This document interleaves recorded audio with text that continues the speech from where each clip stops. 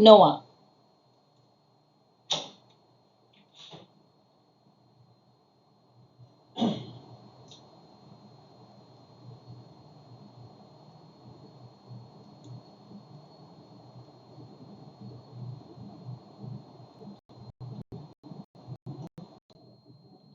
Outline of Torah portion, Genesis chapter 6, verse 9 to Genesis chapter 11, verse 32. History of Noah. The word Noah is related to the Hebrew word for rest. His parents named him Noah, for they hoped that their son would give them rest from every hardship that they were going through. Noah is from the line of Seth, the son of Lamech. He is the 10th man from Adam and last of the pre-flood patriarchs. He lived in the area of Mesopotamia. According to the Bible timeline, Noah lived before 2500 BC. Noah's name is associated with the great flood that happened during his time. At the time of the flood, Noah was 600 years old. Noah was righteous. The Torah says that in his generation, Noah was a man righteous and blameless. Noah walked with God. Genesis chapter 6, verse 9. Noah was righteous.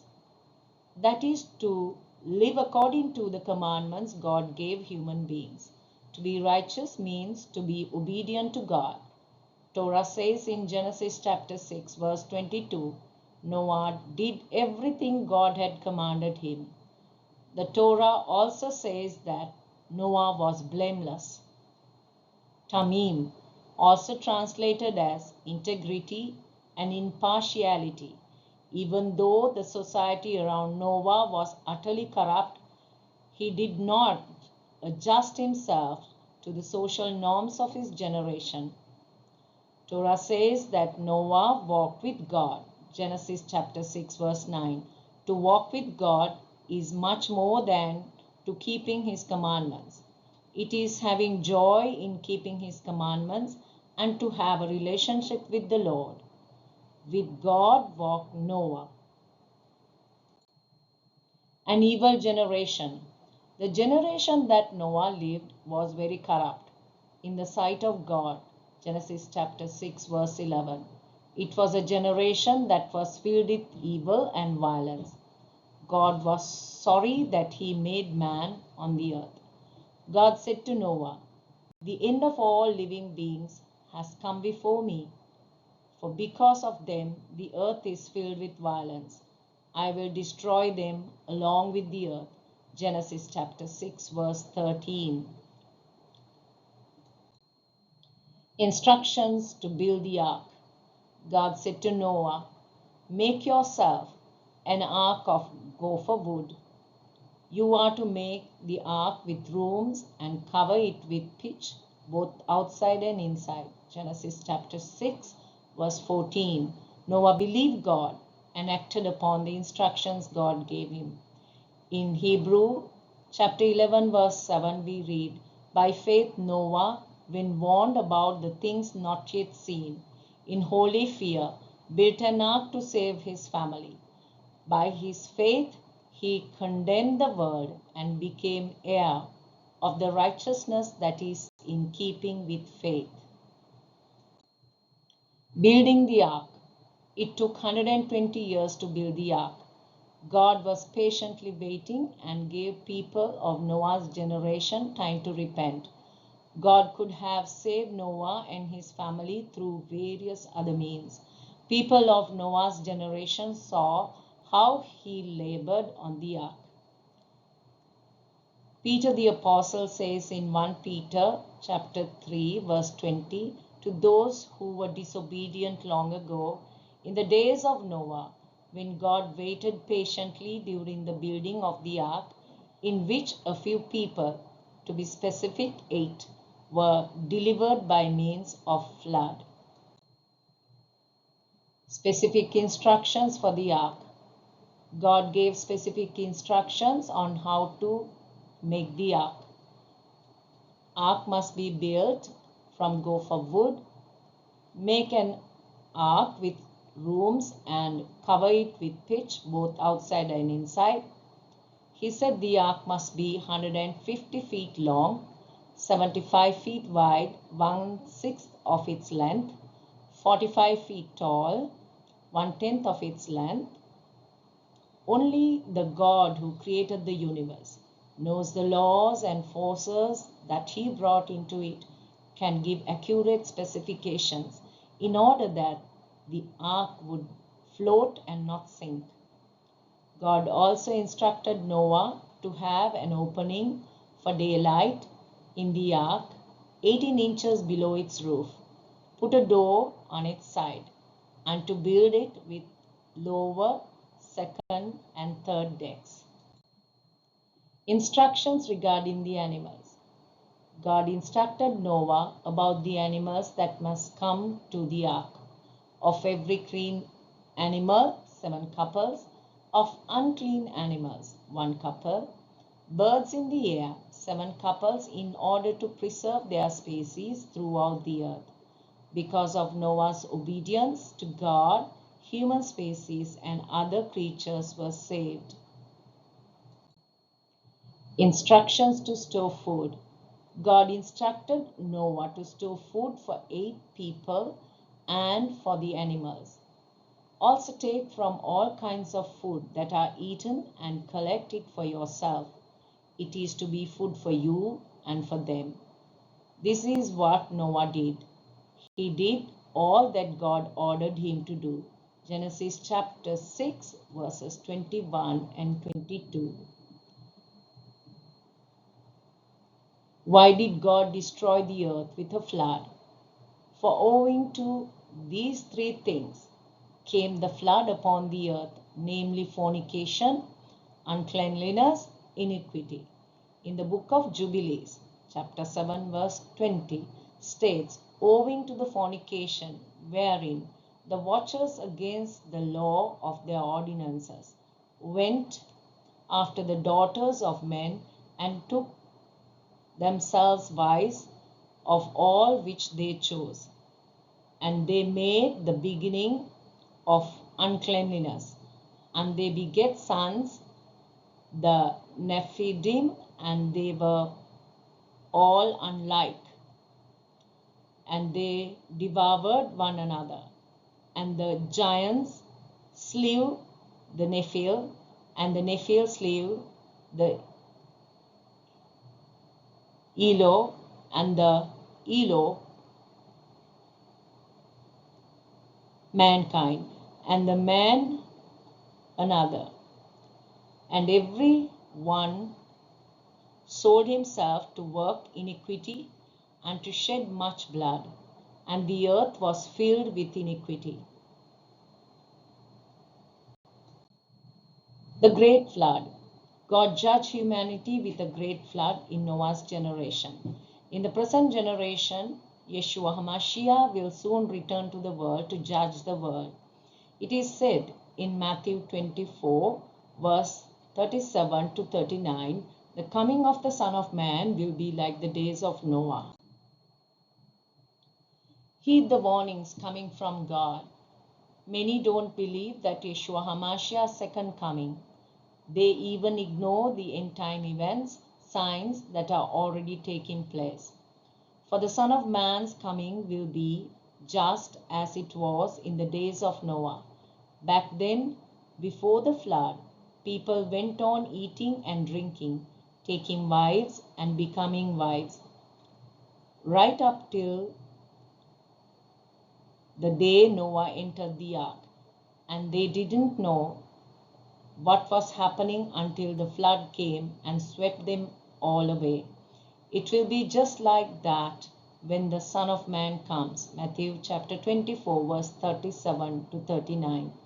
Apostle Peter warns about the mockers who would say, "Where is this promised coming of his? For our fathers have died and everything goes on just it has since the beginning of creation. 2 Peter chapter 3 verse 4. In 2 Peter chapter 2 verse 9 he says, "The Lord is not slow in keeping his promise, as some people think of slowness, but on the contrary, he is patient with you, for it is not his purpose that anyone should be destroyed, but that everyone should turn from his sins." Water subsides. After water subsides, Noah sends a raven from the ark, but it did not return. Second time he sent a dove. It finds no place to settle and returns to the ark. 7 days later he sends the dove again, and it returned to the ark with an olive leaf. Olive is significant. It indicates the preservation of Israel through Noah's seed. Noah's ark settled on mountains of Ararat. The Torah says the ark landed on the mountains of Ararat on the 150th day of the flood. This is not an indication of one single mountain, but a sizable region. The mountain range is located in the eastern Anatolia region of Turkey between the provinces of Agri and Igdir, near the border with Iran, Armenia, and Azerbaijan. Noah built an altar to Adonai. Noah built an altar to Adonai. Then he took from every clean animal and every clean bird, and he offered a burnt offering on the altar. Genesis chapter 8 verse 20. Noah received the tradition of the sacrificial service from his forefathers. They received it from Adam, and it was God himself that taught Adam to worship through offering of sacrifices.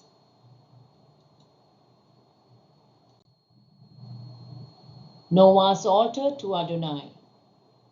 This foreshadows the establishment of Zion and the construction of the temple in the Messianic era. After the days of judgment have passed and the Lord has given peace, Messiah will rebuild the temple of the Lord and reinstate the divine service. "I will bring them to my holy mountain and make them joyful in my house of prayer. Their burnt offerings and sacrifices will be accepted on my altar. For my house will be called a house of prayer for all peoples." Isaiah 56 verse 7. All nations will participate in the worship. God established a covenant. God added, "Here is the sign of the covenant I am making between myself and you and every living creature with you for all generations to come. I am putting my rainbow in the cloud. It will be there as a sign of the covenant between myself and the earth." Genesis chapter 9 verses 12 and 13. The rainbow will be in the cloud so that when I look at it, I will remember the everlasting covenant between God and every living creature of any kind on the earth. Genesis chapter 9 verse 16. God blessed Noah and his 3 sons. God blessed Noah and his sons and said to them, "Be fruitful and multiply and fill the earth." Genesis chapter 9 verse 1. As long as the earth exists, sowing time and harvest, cold and heat, summer and winter, and day and night will not cease. Genesis chapter 8 verse 22. Seed time, October and November, cold, December and January, winter, February and March, harvest, April, May, summer, June, July, heat, August, September.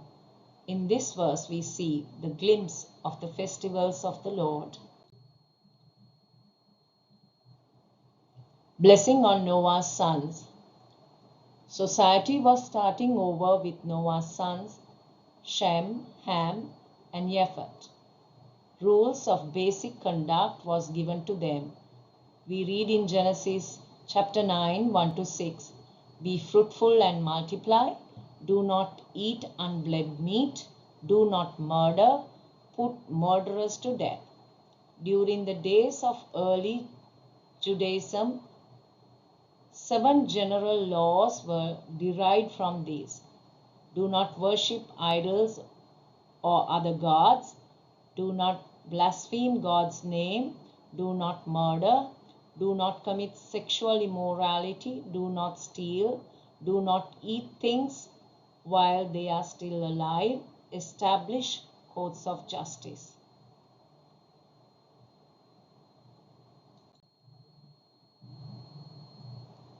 Tower of Babel and one language. After some time, Noah's descendants settled in the land of Mesopotamia. In that era, they built cities, developed a written language, and built towers. Their ambition was to reach up to heaven. They wanted to remove God from their lives and wanted to achieve their own divinity.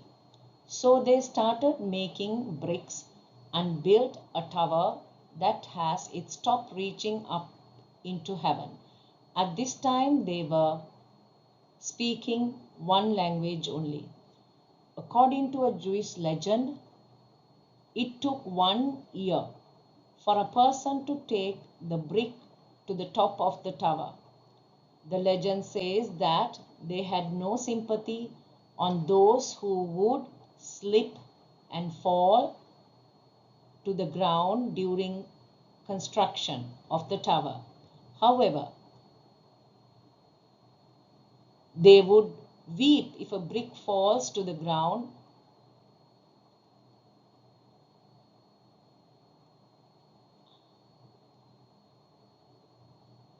as it would take a lot of time to get another brick to the place of the one that fell. They were driven by false ambition. We see this type of towers in this generation too. They can be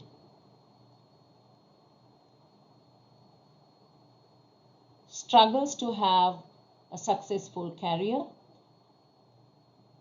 influential positions, to gain political power, to make wealth, or other self-serving ambitions. The way to avoid a Tower of Babel in our lives is to seek God on a day-to-day basis, keep His commandments,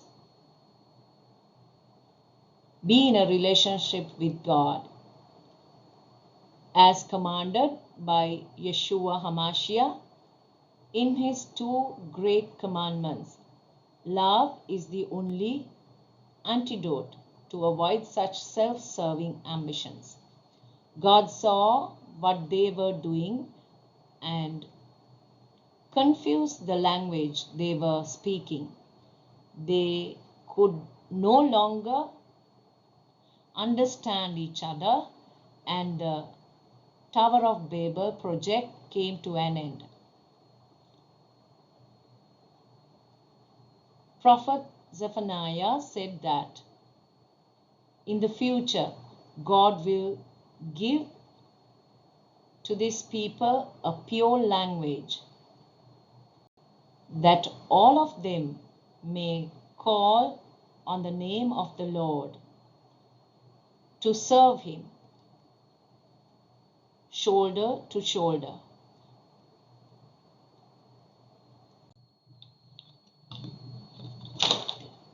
Families of the sons of Noah. Genesis chapter 10 gives the genealogy of the sons of Noah: Shem, Ham, and Japheth. Noah's son Shem fathered a line of descendants that are referred to as Semitic people. Shem fathered Arpachshad. Arpachshad fathered Shelach. Shelach fathered Eber.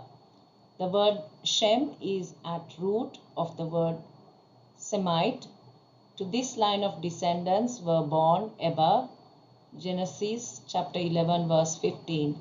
The name Eber is at the root of the word Hebrew. In this family line in Genesis chapter 11 verse 29, we see Avram, a Semite and a Hebrew, a prominent figure in the Bible, first of the Hebrew patriarchs and also known as father of multitudes.